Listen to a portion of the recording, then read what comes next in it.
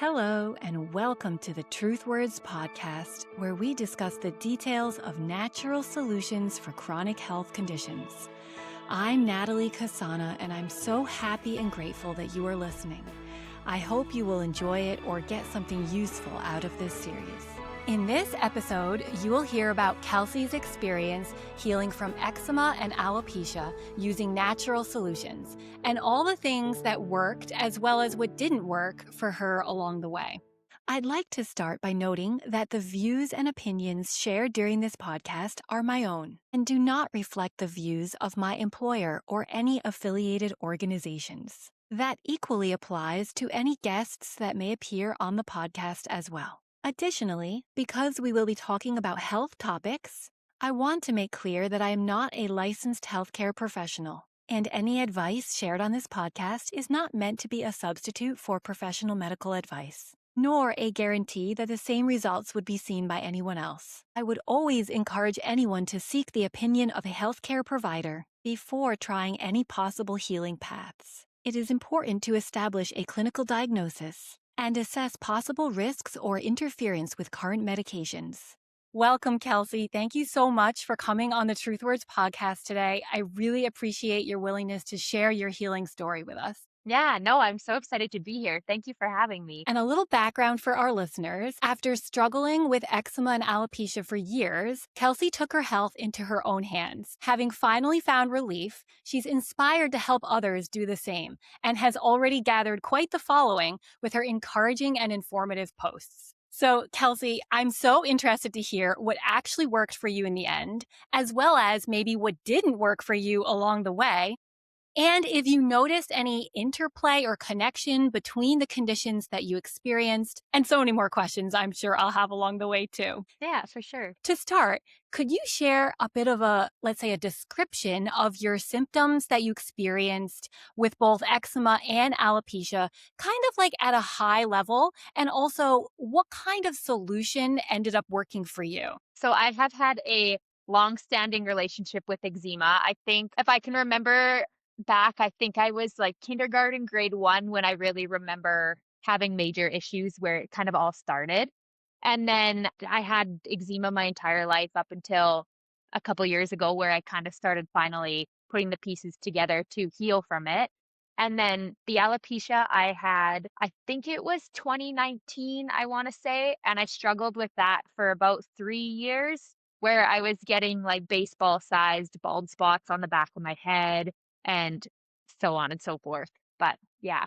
And so then I came across the information that in the end ended up helping me heal those was both from the medical medium, who I'm not sure if you're familiar, but I ended up finding him online and I bought his books and I kind of started applying his protocols to my life. And that's kind of where that took me. That's great. And I actually am very familiar with the medical medium's recommendations because I also use very similar diet for my youngest son when he had eczema. Okay. Okay, good. So yeah, very, very similar. I'm very curious to hear everything that, worked and how you applied it in your life as well. So looking back at your childhood, would you say there's any factors that may have, let's say, influenced you getting those conditions or your inclination towards looking for natural solutions, or any factors about maybe where you grew up or just things that might be relevant to the conversation? Yeah.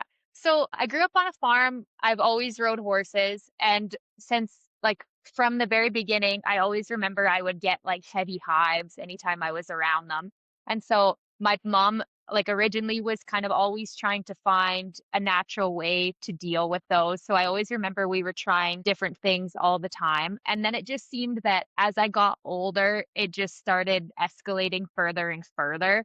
And so when I was a child, I remember I would just get eczema in my elbow pits behind my knees. And then by the time I got to high school, I started getting it like up my neck, my face, like all over my body. And so it just seemed like it progressed. But I remember we went to the doctor numerous times. I'm sure as everybody who has had similar experiences with eczema, you get the steroid creams and then you apply them, it works for a little while, and then you're kind of left back where you started. And so we were never really sure. We always kind of blamed the animals. And I always had dogs growing up. They were indoor dogs. We had cats, we had horses, like the works. So for a long time, we always thought it was allergies or it was something related to them. And it wasn't until way later that then we started kind of doing a deeper dive into my atmosphere and my food and things like that. But Fascinating. And you know what's interesting, and this is somewhat of a side topic, I suppose, but you often hear that it's good for kids to grow up on a farm and with pets in the house,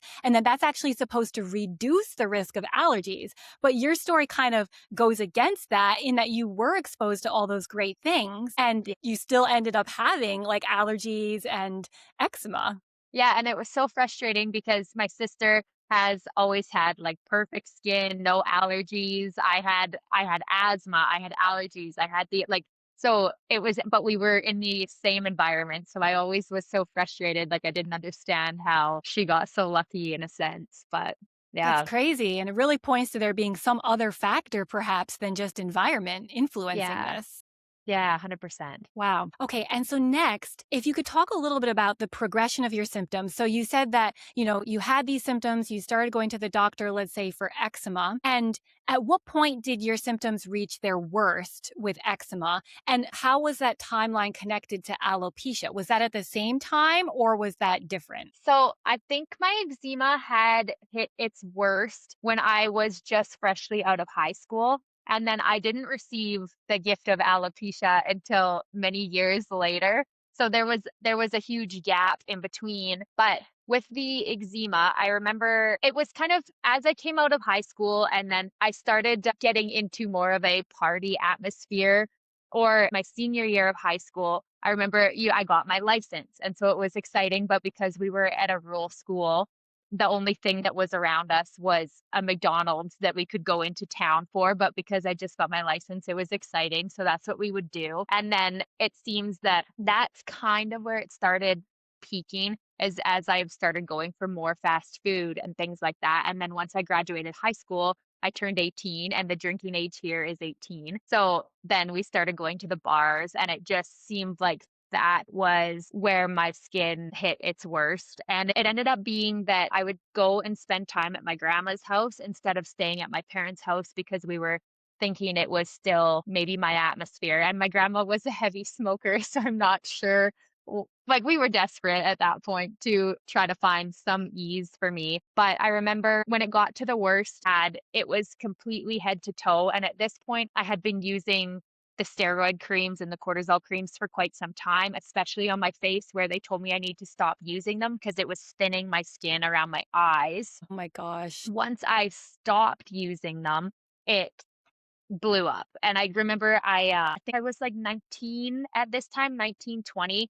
And I couldn't even wear a bra at that point because my skin was so chafed that anything on it was just like excruciating. Unfortunately, I don't have pictures. I tried to look through everything, but of course I didn't want any documentation of that at the time. But yeah, so I was like completely covered. So I don't know. I never got like a diagnosis of a topical steroid withdrawal from the doctor because at that point I had kind of given up completely on the doctor. But that, like, from what I've researched, it looked very similarly to what other people who have had that condition experience. And for the timeline of when I stopped using the steroid creams, it seemed like it would all fit. But Got it. So were you using that steroid cream all over your whole body or primarily on your face? And then when you stopped, you experienced what might have been this topical steroid withdrawal all over as well? yeah, so I was using it. I used it especially on my face and then all over my neck and then as well in the pits of my elbows. And I remember it honestly, my skin, I think it was only like 4 or 5 years ago where I started actually my arms would tan again in the pits of my elbows because everywhere else on my arm for years would tan except for where that steroid cream would touch my skin. So I Oh my used it. gosh. I kind of anywhere I could use it, I tried to use it. Okay, so you said you used the steroid cream. Did you try any other types of conventional medicine or any other types of natural solutions that maybe were not effective or didn't have much of an impact? So I got an allergy test done. That was in the midst of when these extreme flares were happening. And so I went and got an allergy test done and it pretty much told me that I was allergic to everything under the sun. Like it was apple, like every fruit. Like I think the only thing it was telling me that I could eat was like some bananas, some meat, like very, very few. And everything else it was saying was a trigger for me. And so I remember being really frustrated at that point because it was expensive. And then I was like, what is this? I've never been not able to eat this. So what is this telling me that I'm allergic to everything all of a sudden? And so at that point, my mom has always been very on the natural side. We didn't like, we had no idea what to do with this anymore. And especially because I think growing up with eczema, you kind of learn that everything is trial and error.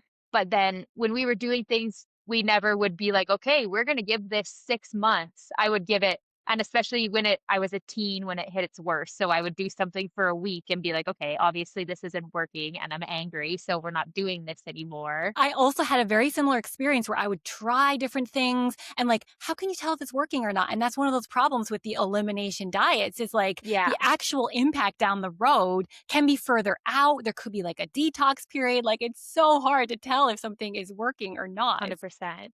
So then once I received this allergy test that told me to eliminate all these foods, I was like, I avoided all of them and I was eating nothing. And then it was like, I think too, with like the stress of it seemed to take me absolutely nowhere. At this point, with the alopecia, did you have that after you discovered the medical medium information, or did that happen, let's say, at the same time as this? When in the timeline did you experience the alopecia? I think I found medical medium information. I was trying to think about that today, like 2022, I want to say, and I started experiencing the alopecia in 2019.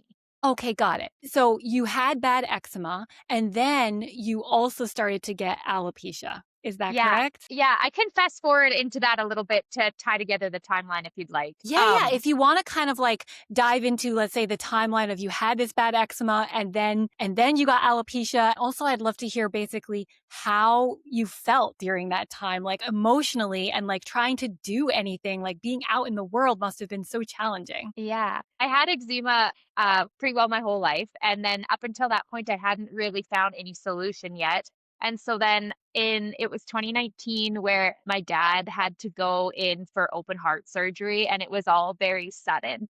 And up until this point in my life, I thought that I was like very cool, calm, and collected, and I dealt with my stress really well. And then this happened, and I kind of dealt with things as I normally do. But then all of a sudden, my hair started falling out, and I would notice in the shower like I had handfuls of hair. And so then as you know, I kind of went to Google to figure out what's going on, and it was all saying that it's stress related. And I was like, well, what does that mean? Because I'm not stressed. And so then as it kind of progressed, my dad went through his surgery, everything was fine, thank God. And then we just kind of my hair, regardless of like I would have a minor inconvenience and it would start falling out.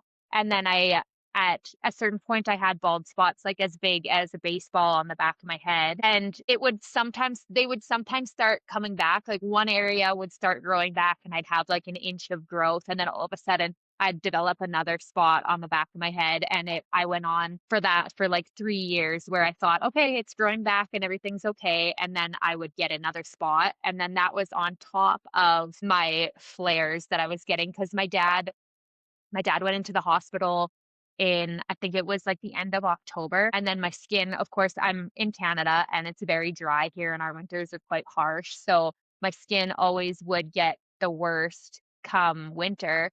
So then I was dealing with these bald patches as well as then my skin was hitting like peak flares. So I think I was like at that point, like I just didn't even know what to do. I didn't leave the house. I didn't want to leave the house. I canceled plans. Like I had just kind of given up on any hope of like feeling okay in my body.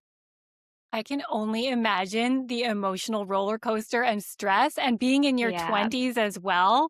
Like that Yeah. social anxiety. Oh my gosh, that is so difficult. Yeah. I'm lucky to have my partner who I'm with. We met in high school and then later we rekindled down the road, which I'm very grateful for because I don't know how I would have done that side of things feeling the way I was feeling. Like he kind of already knew me a little bit. So it wasn't like he was walking into this whirlwind of me being like, okay, welcome to my life. This is, I guess, what I'm dealing with. But Yeah. Absolutely. So, what did you do to try to find information, and how did you end up stumbling upon the work of Anthony Williams, who goes by the medical medium? Yeah. So with my hair, I had went to the doctor and then they kind of decided that it was stress related. And so I ended up getting cortisol injections. This is when I got my biggest bald patch is when I decided to go in. And at this point I had kind of not anti-doctor because that's the wrong term, but I think just like Lost faith. yes, 100%. So I decided like, okay, I need to go get this looked at because it's just getting worse and worse. And that's when I had my biggest bald patch. And so I went in and they booked me in with a specific type of dermatologist who then I got cortisol injections into my scalp. And so they said that that was supposed to help the hair growth. And in my experience, it did very little and it was painful. So I was like, what am I doing with this? And so I struggled with that, I think, for another year before I kind of started coming onto other information. So unfortunately, I went through another kind of traumatic experience with the passing of my grandma. And so that kind of heightened everything that was going on with my skin and my hair. But then also I started receiving panic attacks from that. And so then I seeked out therapy, which was the first time I've ever done that. And so then I think that was kind of the turning point, like where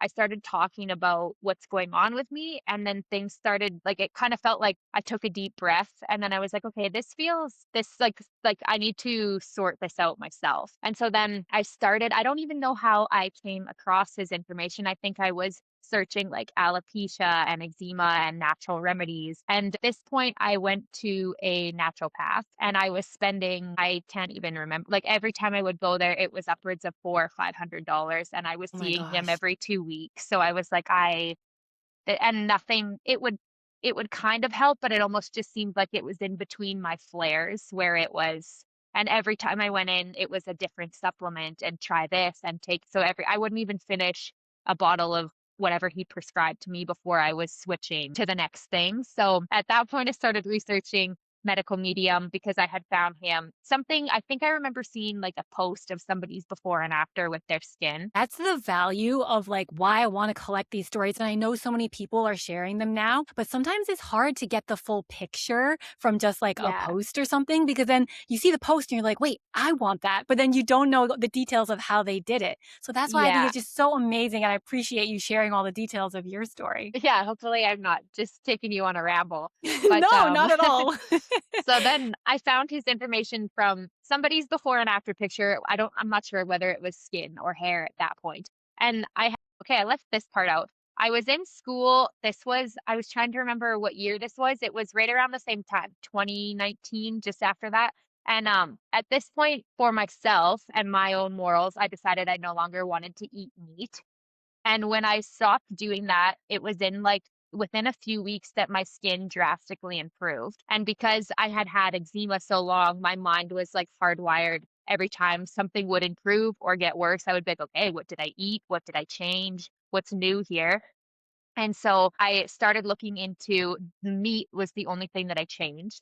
And so I did a deep dive into that. And it wasn't so much the meat itself, but because I was buying grocery store meat, it was the additives, the preservatives, everything that they put into it.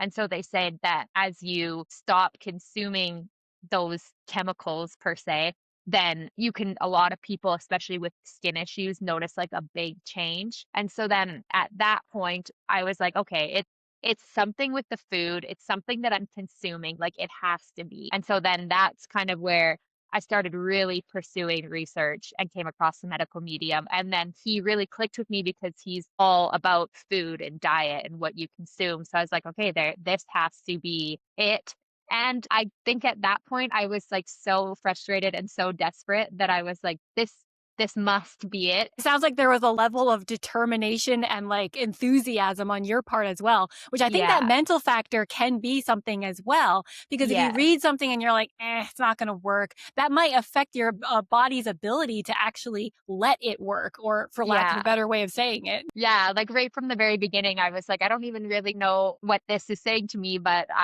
this is it for me. This is gonna work. And I think just because at that point too, I started to go to therapy. So I was like understanding myself. And then this presented itself. And I was like, okay, I'm on a healing path. This is just where this is going to take me. That's amazing. Now, because I am familiar a little bit with Anthony Williams' work and what he recommends, I know there's a lot to it. So I have a lot of questions about Yeah. it. What did you end up changing in your diet? Did you change it gradually or everything all at once? No. So I definitely started out very slowly. And because at this point, I had been using food as such a comfort for myself that it was a lot to look at his information and then kind of try to cut things out. And so for me, like now that I've been doing his information for a while, I've just recently finished doing one of his cleanses. And one of the ones that I did right at the beginning when I first started, and I remember when I first started, I barely made it through. Like I was like, this is impossible. And then now just the other week I did it and I was like, oh, okay, this is completely fine. So it's just funny how much has changed. But when I first started, yeah, I started off like very slowly and I would introduce like a few things. And the biggest thing that was hard for me is he recommends removing gluten from your diet, eggs, dairy, which were all like a staple for me. And bread was like a comfort food for me. So that took a while. And I think that hindered my healing perhaps in a way because I was still like I was consuming the good foods more, but I still was hanging on to those comfort foods longer. Yeah, totally.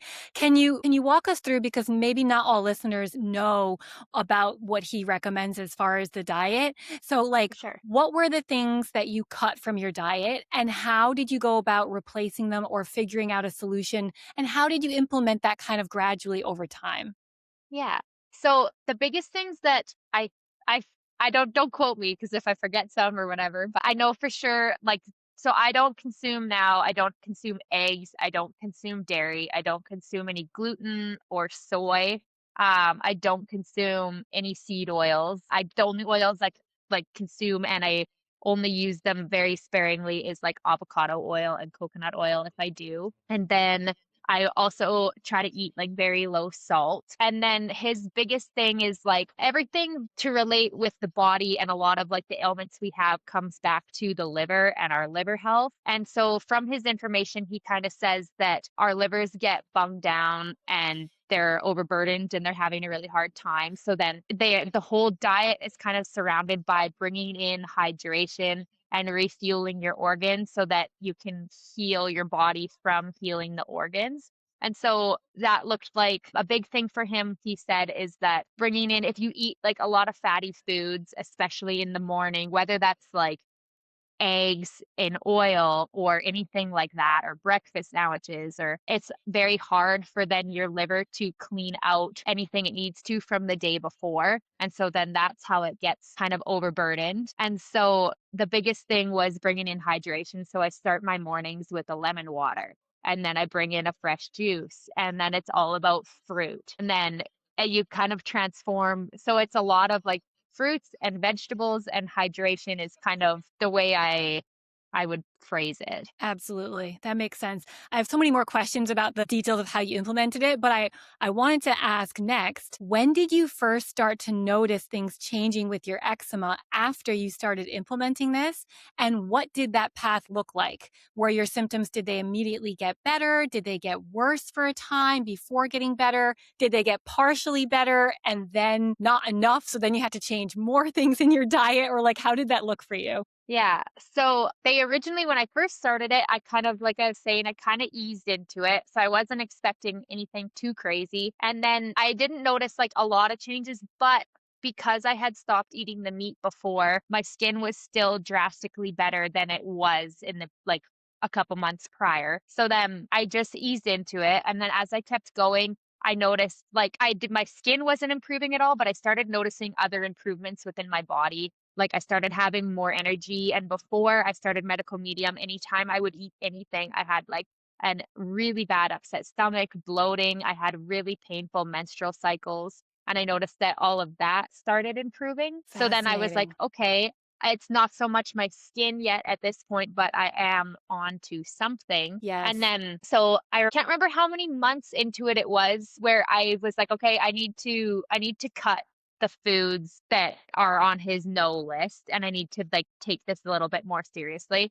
And then a little while after doing that, I did my first cleanse through his books as well. And then I noticed my skin started getting better.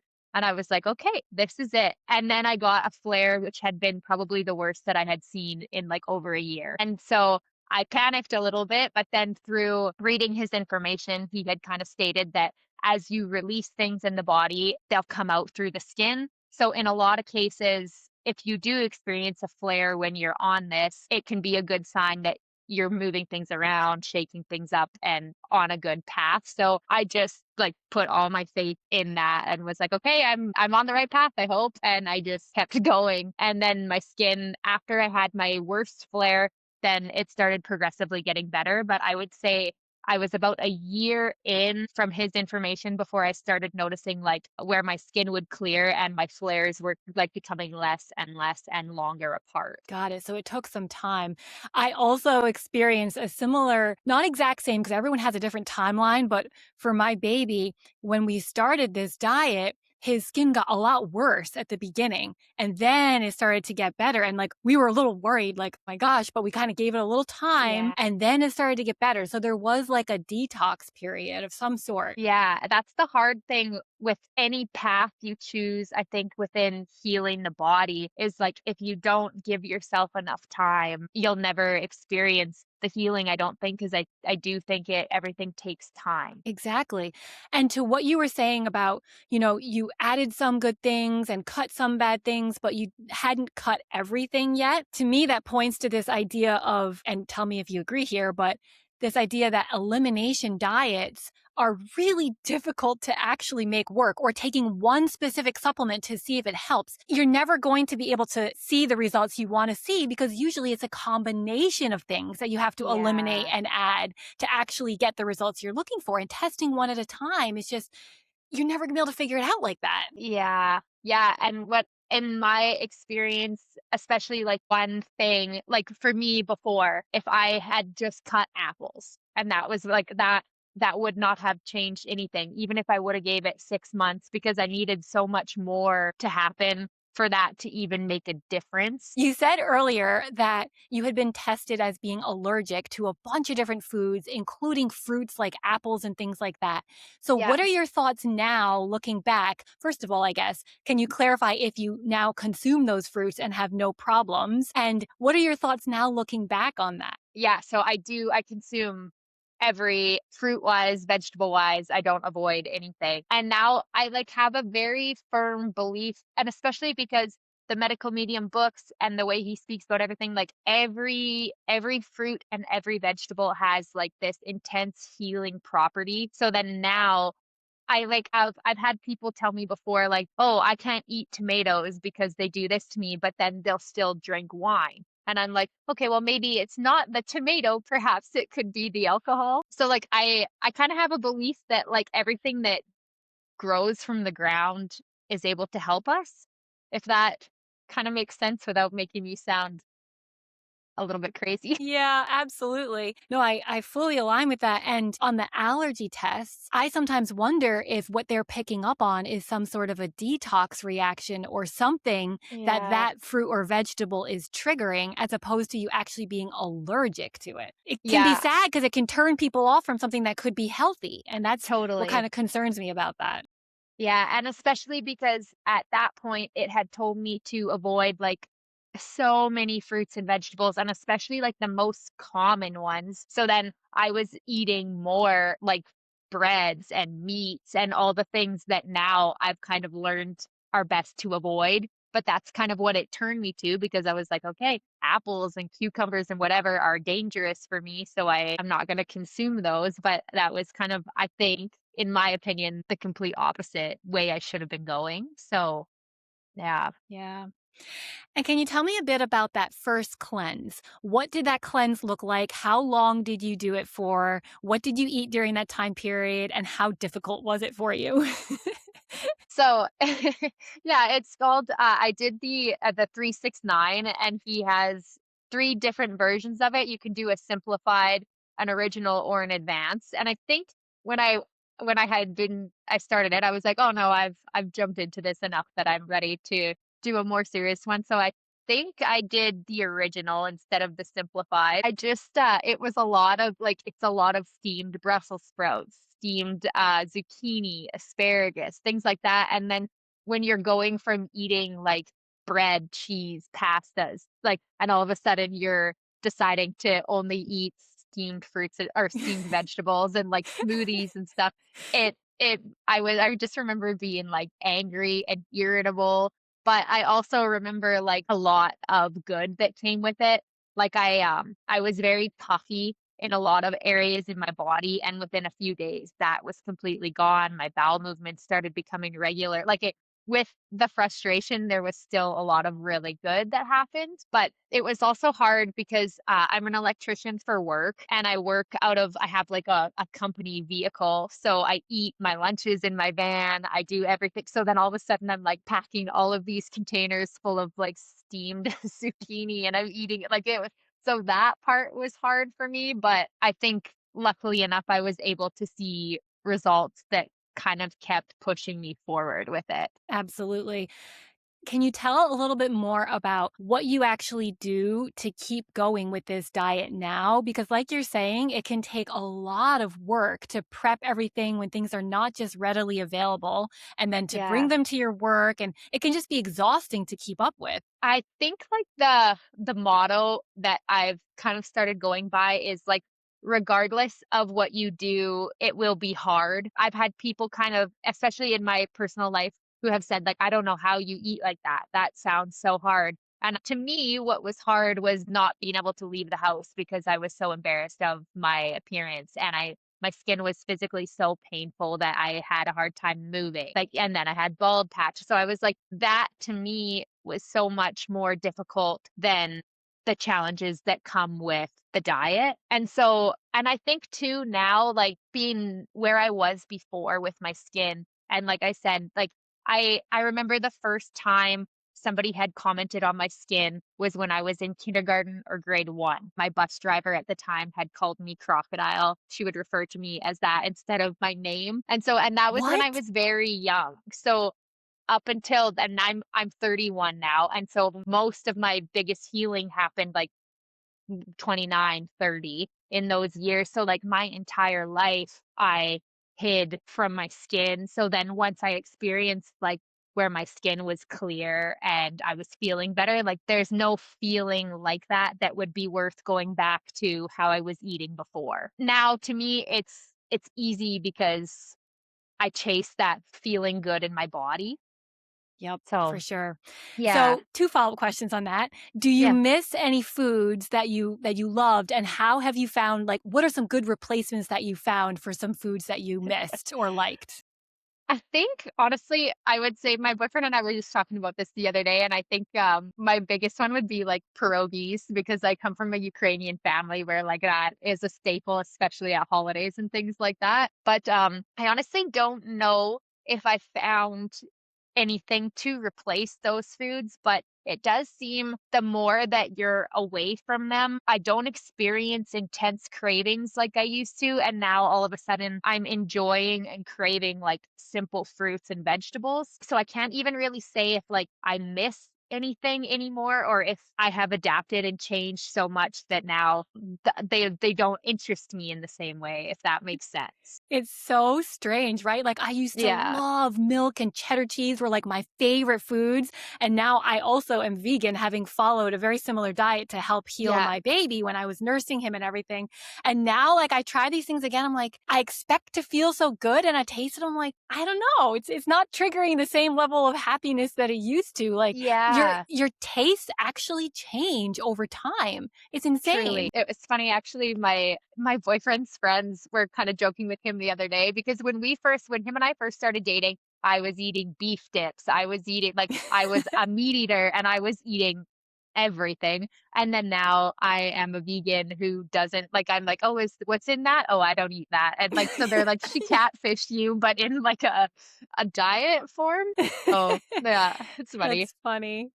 And what are your thoughts or experience on alcohol and caffeine? Like, did you drink coffee or tea and did you stop? And what about like with alcohol as well? So I've never been a huge coffee drinker because I actually find it always gave me anxiety. So for me, and I've never been like, I never really cared for the flavor of it. So for me, that was kind of an easier one. But I also, according to the information that I use to heal my skin, I don't consume any caffeine at all anymore.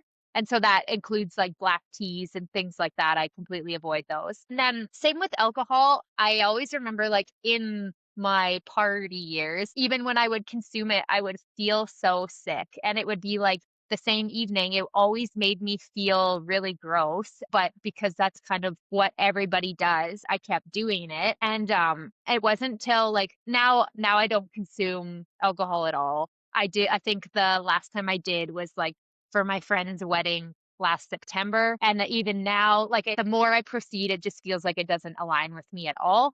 And from the information that's out there about what it does to the body, I feel like I revolve myself now around like, is this going to benefit me or not? And if it doesn't, then I kind of no longer have an interest for it. So yeah, I don't use it, but I also don't miss it. Yeah, makes sense. Do you find that when you go on vacation or you're traveling, that it's challenging to sometimes stick with your preferred diet at this point? Or do you decide to kind of make some exceptions here and there and just go with the flow when you're out and about? Yeah. So I find that now especially because I am so strict 90% of the time. Like we just visited friends in Nashville. And when we went, like, of course, I'm stepping into we stayed with them. I'm stepping into somebody else's house. So I can't be like, I'll take a celery juice this morning, followed by like so every like oh, and we went to restaurants and things like that. And I kind of just have to trust that at this point because I'm so diligent the rest of the time that like my body's able to kind of help me out a little bit. And then I of course I just also choose like the best possible option. So if, like if that looks like not getting dressing on something or ordering some like, the least of all evils is kind of how I try to navigate that when I go out. Yeah. Another question. Have you found any challenges with finding good organic fruits and vegetables and with the cost, especially with the rising cost of food and just cost of living? How do you address those challenges? Yeah, definitely. I think every time we go grocery shopping, we're like, oh my goodness. But yeah, organic, I try to buy organic where I can, but then I find a lot of times too, it's so expensive and then it's like half gone bad by the time so it really depends. Like there's certain things that are potatoes are a non-negotiable. Like I only buy organic for potatoes. Trying to think if there's anything else. But then other than the couple he has listed in his books of like a few that he thinks you should only consume if they're organic. And then other than that, I just try to do my best. Like I wash things really well and I haven't really had an issue. So if I can get it organic, I do. And if not, then I just kind of hope and go with the Yeah. flow. And that's really good to hear because that's something I really want to help emphasize is that you don't have to do everything perfectly. And it was still really effective for you compared to, let's Yeah. say, a different diet, even though you weren't always eating organic or you weren't always doing everything exactly right from the beginning and through today. Otherwise, it feels unrealistic to people to even attempt this. Yeah, like completely impossible. Yeah. So I think if like anybody we're looking to start and we're unsure, I would just say like pick something small and integrate it and allow that. And that I think that's why I had success from it is because at the beginning I still was eating some of the foods that brought me comfort and I kind of just slowly eased into it. And I think that's a big reason of why I was able to stay diligent with it instead of kind of falling off because I had fallen off of so many other kind of fad diets before. Exactly. I'm just curious, did you notice any, let's say, stress related or mental health, or let's say thinking through past traumatic situations? Did you do any work like that that you feel also impacted your eczema symptoms? Or do you think for you it was primarily everything you were doing with your diet that had the most impact?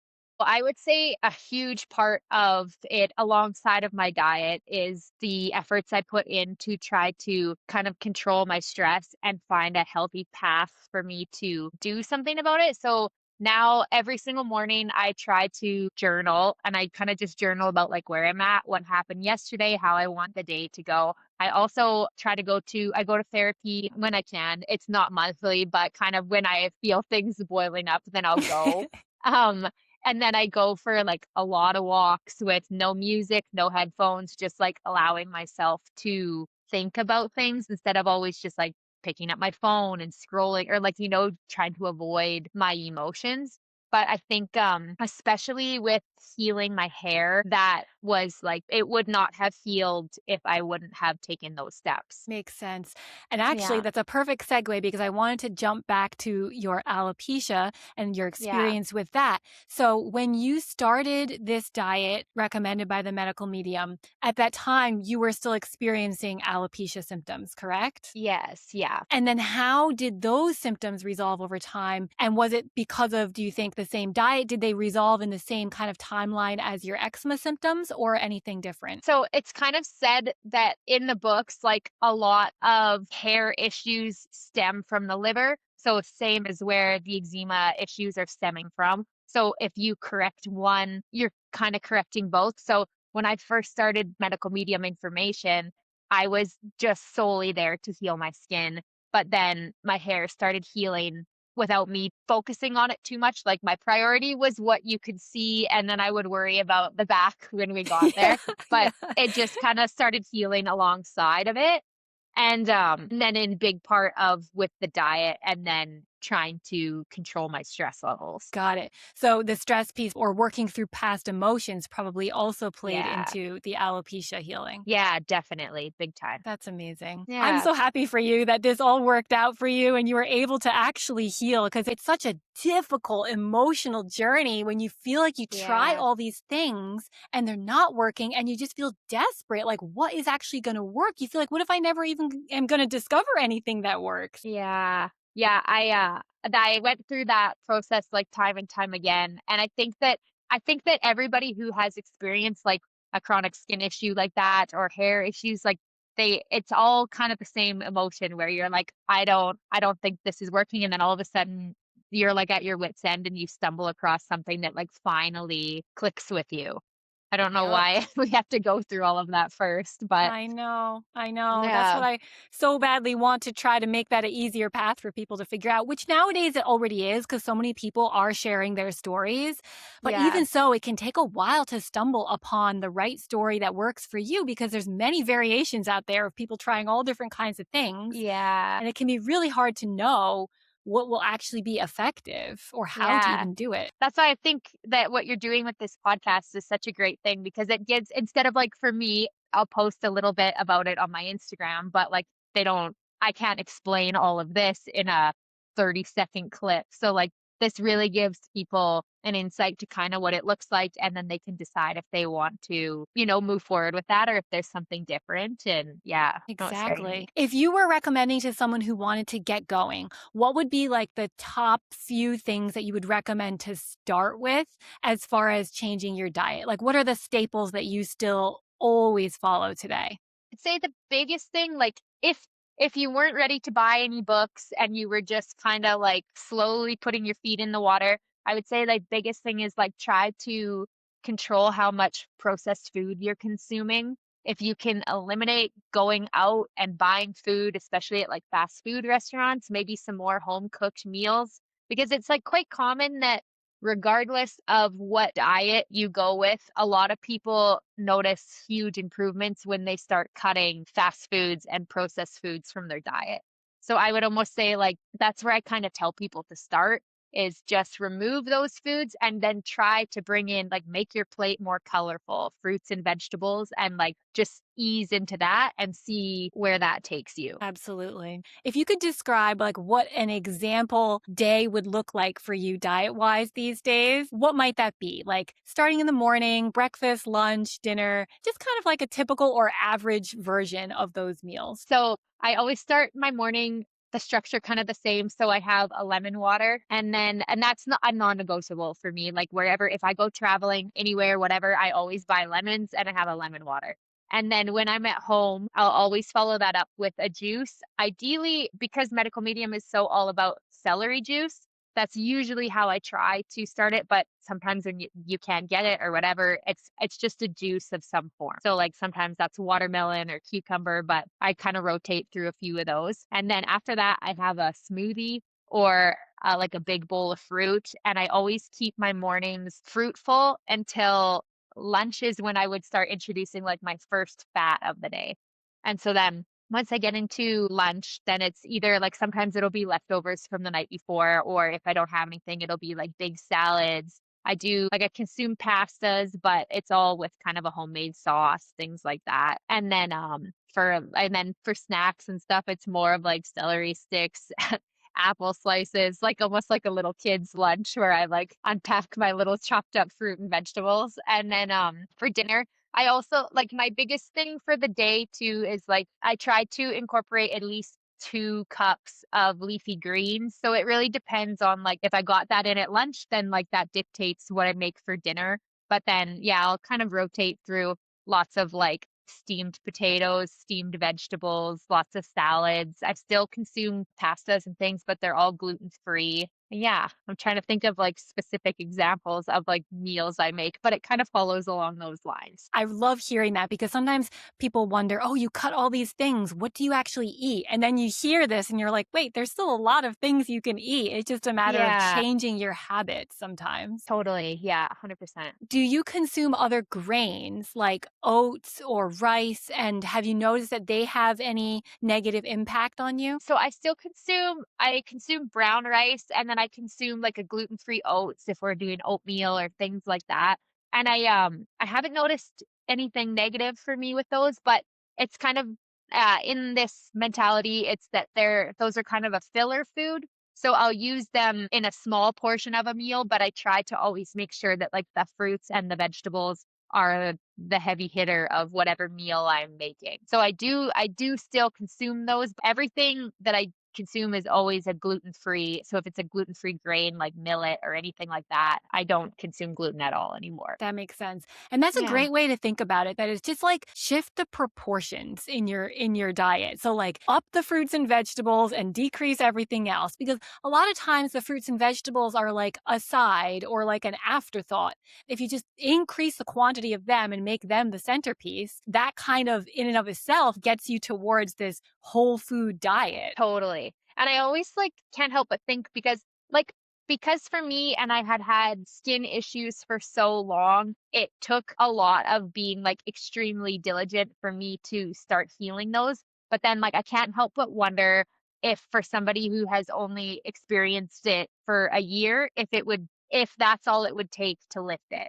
Like if just prioritizing more fruits and vegetables is what would do it for you instead of having to go down this, like a deep dive. But Exactly. Yeah. yeah, That's why I want to collect a huge variety of stories because everyone has a different experience and things have yeah. a different impact on them. When you've shared your story with other people, what has their reaction been? And if anyone asked you for advice and you kind of shared what you did, what have you experienced as far as like feedback or reactions?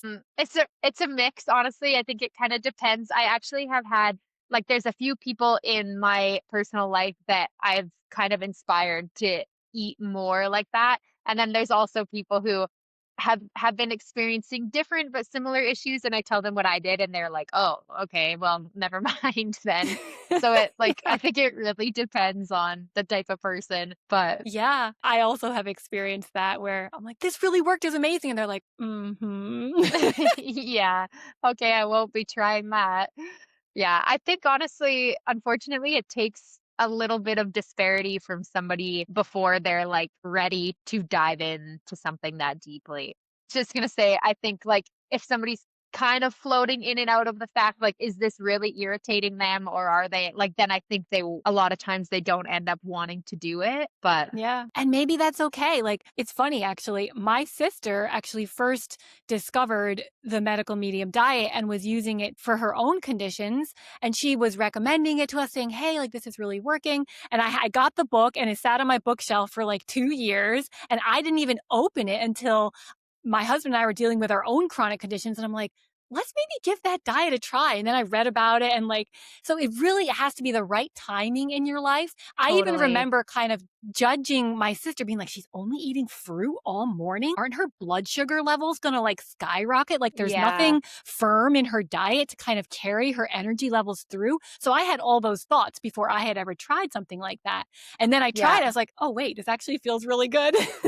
Yeah, it's kind of funny, like, I've had so many people say, like, "Aren't you hungry?" And I'm like, "No, I'm still consuming food, it's just different." Like, yeah, that's Right. funny. So it's almost like if people just give it a try and see what feels good to them or what works for them. I sometimes think about it like this. If you think of all the cultures in the world, and nowadays you're like, oh, I want to eat Indian food. I want to eat Italian food. I want to eat Chinese food. Everyone has their own food cultures, right? Because cultures developed separated from each other. And it just goes to show the wide variety of food options that are possible and Totally. how you fall into habits of eating a certain thing over and over and over again, but that there's so many other things you could be eating just because you haven't been exposed to them or you're not in the Yeah, habit of eating them. It doesn't feel normal or right to you.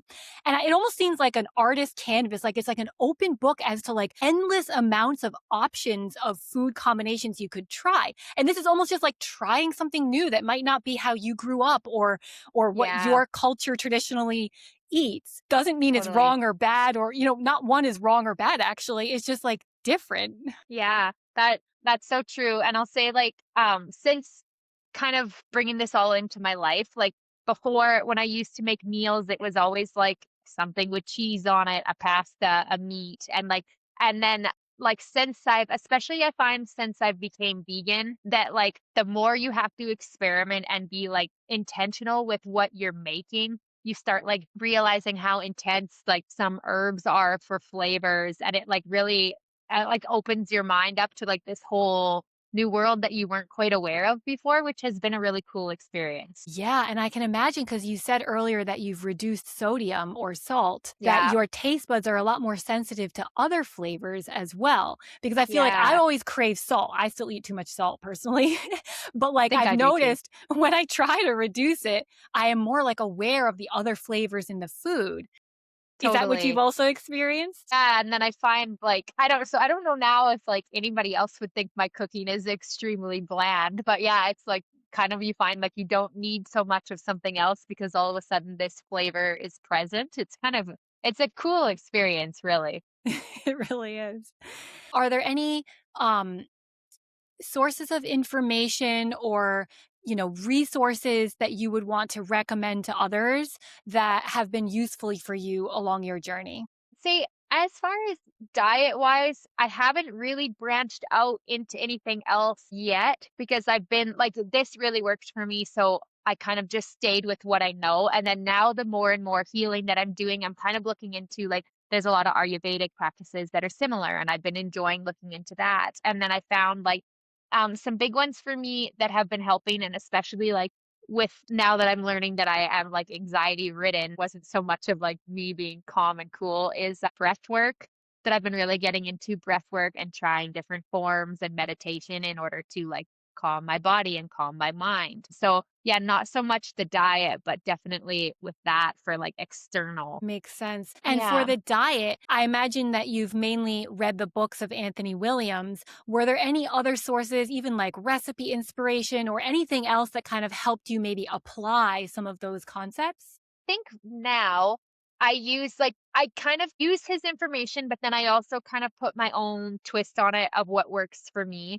And so like his thing of how I mentioned before, like there's no gluten, there's no dairy, though there's no things like that. So those are what I avoid. But then as far as like other recipes, I'll look for inspo and kind of make my own, but just along those guidelines. So I'm not having like steamed zucchini every day or this and that, but I just try to use his practices as a guideline now to kind of keep me in the safe zone, if that makes sense. Yep. And what other insights would you say or recommendations that you would give someone who's, let's say, struggling with a condition like eczema or alopecia? I would say I think just trying I don't I'm so biased now, but if there's ways that you can find more natural resources, but also just through your own trial and error. Like, I think a lot of times, like with the naturopaths and the doctors, and you can end up spending a lot of money and getting nowhere. So sometimes it's almost best to just like do your own research and kind of try things, especially when it comes to the skin and the hair. Like, it's not, nothing is so extreme that you can't try it and see if it kind of works for you. Like, if you bring in more fruits and vegetables and that works for you, then great. There's no real harm of doing that. So like, Yep. I think just doing your own research and trying to find something that for some reason checks with you, and then pursuing that a little bit deeper, and also giving things time. Because, like, especially in my case, like, if I was to grow impatient with this, I had eczema for over 15 years. Like, that isn't going to go away in a month of a new diet. I have to, like, really pull some deep rooted things out of my body for me to get rid of that many years of stuff. So, yeah. Absolutely. I think that's so wise. Like trying something, not seeing something within a month, or maybe it gets worse within a month, like it's almost too short of a time. If something is generally, that's the other thing about what Anthony Williams recommends, regardless of what you may think about, fruits and vegetables and diets and everything, like fruits and vegetables are like generally considered healthy. Yes. Like, you know what I mean? Like eat an apple a day keeps the doctor away, right? Like you can only go so wrong with just trying to incorporate more fruits and vegetables in your life Yeah. and seeing where it gets you. Yeah, like, I kinda try to go off of, like, if your plate is always beige and it's, like, chicken and rice, and, like, try adding some color in, like, just add some color to your plate and start there. Yep. I love it. I kind of started looking at, like, forever, I hated my skin, I hated what it was doing, it was, like, such a negative thing in my life, and then as I've started healing, I'm almost grateful now for it, because it's like, I kind of view it as, like, your body's way of communicating that something isn't okay, and for me, luckily enough, like, it was just my skin. But in other cases, some people aren't as lucky to get warning signs like this before they get something much more severe. So I think, like, trying to understand that when you get ailments like this, it's your body's way of, like, giving you a warning sign that there's some things that need to be corrected or changed. So in a roundabout way, there's a way to be grateful about the ailments you're experiencing. I couldn't agree more. And others I've talked to feel the same. And then I find, like, too, I've heard a lot of people say, like, okay, well, how come so and so doesn't have skin issues and this and that? And it's kind of almost like they might not have skin issues, but who knows from their lifestyle choices what is going to develop for them more severely later in time. So, like, you can't really compare, because later you might not want what they might have to go through later because they didn't make any changes. I think that's a really good perspective. It kind of pushes you to address things that are maybe hard to change, diet, lifestyle, but that Yeah. are ultimately very healthy for you. Yeah, definitely. I think we covered all the topics that I was really curious about, and I really appreciate you sharing all the details. Thank you so much, Kelsey, for coming on the Truthwords podcast. I've really enjoyed Yes. hearing the details of your story, and I think it's extremely valuable and inspirational to others listening. Yeah, no, I really enjoyed this, and I think it's so great what you're doing, and I really hope somebody gets value out of this. I will say, like, if anybody ever has any questions on where to start, you can always send me a message or something, because the whole reason why I started sharing my experience is because I kind of felt like so good, or a high from this experience that I've had, that I want to help others change their lives in the same way. I love that. Absolutely. And we will share this podcast episode together so that everyone can connect to you. Amazing. Thank you so much.